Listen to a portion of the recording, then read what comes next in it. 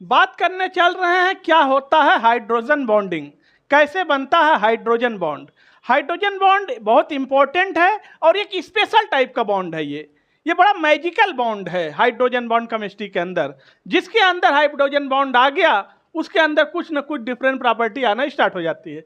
तो ये बात करते हैं हाइड्रोजन बॉन्डिंग की, कैसे हाइड्रोजन बॉन्ड बनता है। हमेशा एक ट्रिक याद रखिएगा, जब हाइड्रोजन के दोनों तरफ इलेक्ट्रोनेगेटिव एलिमेंट जुड़े होंगे तभी हाइड्रोजन बॉन्ड बनेगा, जिसमें से एक तरफ इलेक्ट्रोनेगेटिव एलिमेंट कोवैलेंट बॉन्ड से जुड़ा होना चाहिए। जैसे सपोज करिए कोई एग्जांपल हम ले लेते हैं, मान लीजिए ये हाइड्रोजन है, इधर फ्लोरीन जुड़ा हुआ है, इलेक्ट्रोनेगेटिव एलिमेंट है, और इधर लीजिए इधर भी फ्लोरीन जुड़ा हुआ है।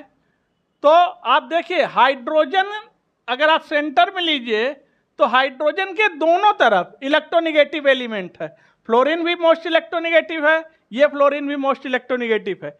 जहां पर ये वाला बॉन्ड है कोवैलेंट बॉन्ड, और ये बॉन्ड है हाइड्रोजन बॉन्ड।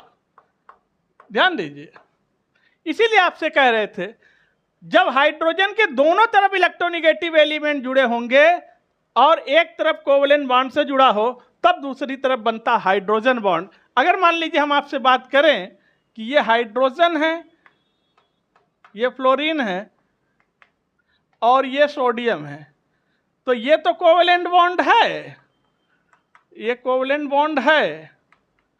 लेकिन अब आपसे पूछा जाए क्या ये हाइड्रोजन बॉन्ड है, तो भैया ये हाइड्रोजन बॉन्ड नहीं है। क्यों? क्योंकि ये सोडियम इलेक्ट्रोपॉजिटिव एलिमेंट हो गया, तो ये हाइड्रोजन बॉन्ड नहीं बनेगा। दोनों तरफ इलेक्ट्रोनेगेटिव एलिमेंट जुड़ा होगा तभी हाइड्रोजन बॉन्ड बनेगा। इस चीज को हमेशा आप दिमाग में याद रखेंगे। तो बच्चों यहाँ पर दो तरह के बॉन्ड आ गए, एक कोवैलेंट बॉन्ड, एक हाइड्रोजन बॉन्ड। अगर कभी आपसे पूछा जाए बताइए कौन सा बॉन्ड ज्यादा मजबूत है, कोवैलेंट बॉन्ड ज्यादा मजबूत है कि हाइड्रोजन बॉन्ड ज्यादा मजबूत है, तो हमेशा आप याद रखेंगे जो बॉन्ड एनर्जी है वो ज्यादा होता है कोवैलेंट बॉन्ड का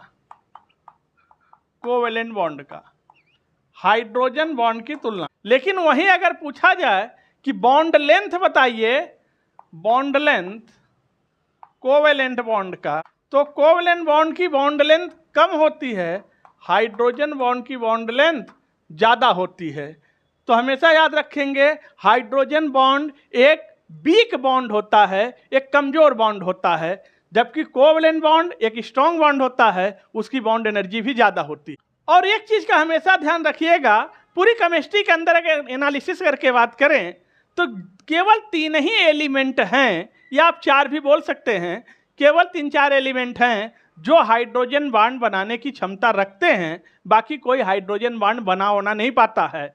जैसे अगर हम बात करें कौन कौन एलिमेंट हैं, तो याद रखिएगा, लीजिए फोन कर लो, ये क्या है, फोन कर लो। क्योंकि सबसे ज्यादा इलेक्ट्रोनेगेटिव फ्लोरीन होता है, ये तो खूब हाइड्रोजन बॉन्ड बनाता है, ऑक्सीजन भी हाइड्रोजन बॉन्ड बनाता है, नाइट्रोजन भी बनाता है, और कभी कभी क्लोरीन भी अच्छा हाइड्रोजन बॉन्ड बना लेता है। तो फोन कर लो ये एलिमेंट जो हैं ये हाइड्रोजन बॉन्ड हमेशा बनाते हैं। आप लोग वीडियो को लाइक कर दीजिए, चैनल को सब्सक्राइब कर लीजिए, बेल आइकन प्रेस कर दीजिएगा। अगर इन हाइड्रोजन बॉन्ड के स्टेबिलिटी की बात करें, कौन ज्यादा मजबूत हाइड्रोजन बॉन्ड होगा, तो हमेशा एक चीज याद रखिएगा, हाइड्रोजन बॉन्ड जितना ज्यादा इलेक्ट्रोनेगेटिव एलिमेंट के द्वारा बनाया जाएगा उस हाइड्रोजन बॉन्ड की स्टेबिलिटी उतनी ज्यादा होगी, यानी उसकी बॉन्ड एनर्जी ज्यादा होगी। जैसे मान लीजिए फ्लोरीन है, ऑक्सीजन है, नाइट्रोजन है, अगर ये हाइड्रोजन बॉन्ड बना रहे हैं, मान लीजिए ये हाइड्रोजन बॉन्ड बना रहे हैं या ये हाइड्रोजन बॉन्ड बना रहे हैं, तो इस हाइड्रोजन बॉन्ड के बनने में 8 to 10 किलो कैलोरी एनर्जी लग पर मोल। इस हाइड्रोजन बॉन्ड के बनने में 6 to 8 किलो कैलोरी पर मोल एनर्जी लगेगा। इसको बनने में, तोड़ने के लिए 2 to 4 किलो कैलोरी पर मोल एनर्जी चाहिए। यानी सबसे स्टेबल हाइड्रोजन बॉन्ड की अगर हम बात करें तो सबसे स्टेबल हाइड्रोजन बॉन्ड होगा इसकी जो फ्लोरीन द्वारा बनेगा, फिर ऑक्सीजन द्वारा, फिर नाइट्रोजन द्वारा। क्योंकि इलेक्ट्रोनिगेटिविटी जितनी ज़्यादा होगी उसके द्वारा बनाया गया हाइड्रोजन बॉन्ड के लिए बॉन्ड एनर्जी ज़्यादा होगी, फिर इससे कम बॉन्ड एनर्जी और फिर इससे कम बॉन्ड एनर्जी। बच्चों ये हाइड्रोजन बॉन्डिंग भी दो तरीके का होता है, एक तो इंटरमॉलिक्यूलर हाइड्रोजन बॉन्डिंग, दूसरा इंट्रामॉलिक्यूलर हाइड्रोजन बॉन्डिंग। अब आप कहेंगे सर हम पहचानेंगे कैसे? बहुत आसानी से पहचान लेंगे। जो इंटरमॉलिक्यूलर हाइड्रोजन बॉन्डिंग होता है ये दो डिफरेंट मॉलिक्यूल के बीच में बनता है। यहाँ मॉलिक्यूल ही डिफरेंट है, दो डिफरेंट मॉलिक्यूल के एटम्स के बीच में अगर बनेगा हाइड्रोजन बॉन्ड तो उसे हम बोलेंगे इंटरमॉलिक्यूलर हाइड्रोजन बॉन्डिंग।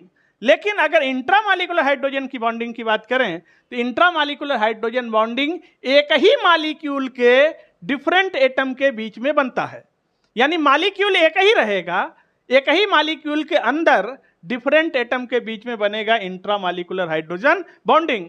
लेकिन यहां पर डिफरेंट मॉलिक्यूल के बीच में बनेगा हाइड्रोजन बॉन्डिंग। यहां मॉलिक्यूल ही अलग अलग रहेगा। आपको दिखाते हैं, जैसे हमने वाटर का एग्जांपल ले लिया। अब देखिए, अब ये एक वाटर मॉलिक्यूल है, वाटर का एक मॉलिक्यूल है H2O, और ये वाटर का दूसरा मॉलिक्यूल है। देखिए दो डिफरेंट वाटर मॉलिक्यूल के बीच में बन गया हाइड्रोजन बॉन्ड। तो ऐसे हाइड्रोजन बॉन्ड इस तरह से और सोआन जुड़ते चले जाएंगे, जो है इधर भी जुड़ते चले जाएंगे। तो बहुत सारे वाटर मॉलिक्यूल्स जब आपस में एक साथ जुड़ रहे हैं तो ये कैसे जुड़ रहे हैं? हाइड्रोजन बॉन्डिंग के द्वारा, और इसे बोलते हैं इंटरमॉलिक्यूलर हाइड्रोजन बॉन्डिंग। अब आईटी में क्वेश्चन आ चुका है, एक वाटर का मॉलिक्यूल मैक्सिमम कितने हाइड्रोजन बॉन्ड बना सकता है? तो आंसर होता है 4। याद रखिएगा, वाटर का एक मॉलिक्यूल मैक्सिमम कितने हाइड्रोजन बॉन्ड बनाता है? 4 हाइड्रोजन बॉन्ड। वाटर की डेंसिटी मैक्सिमम कब हो जाती है? 4 डिग्री पर, क्योंकि हाइड्रोजन बॉन्ड सारे टूटने लगते हैं। अभी यूनिकनेस ऑफ वाटर हम लोग पढ़ेंगे तो वहाँ सारी बातें समझाएंगे। अब ये है इंट्रामॉलिक्यूलर हाइड्रोजन बॉन्डिंग। हम ले रहे हैं आर्थो नाइट्रोफिनॉल, ये है NO2 ग्रुप लगा हुआ है और यहाँ से आर्थो पर OH ग्रुप लगा हुआ है, और हाइड्रोजन और ऑक्सीजन के बीच में हाइड्रोजन बॉन्ड बनेगा। इसका नाम है आर्थो नाइट्रोफिनॉल, इसे आर्थो नाइट्रोफिनॉल बोला जाता है। अब आप देखिए यहाँ एक ही मॉलिक्यूल है, मॉलिक्यूल एक ही है, एक ही मॉलिक्यूल के डिफरेंट एटम के बीच में ये हाइड्रोजन बॉन्ड बन गया। ये रहा हाइड्रोजन बॉन्ड। तो इस हाइड्रोजन बॉन्ड को नाम देते हैं इंट्रामॉलिक्यूलर हाइड्रोजन बॉन्डिंग।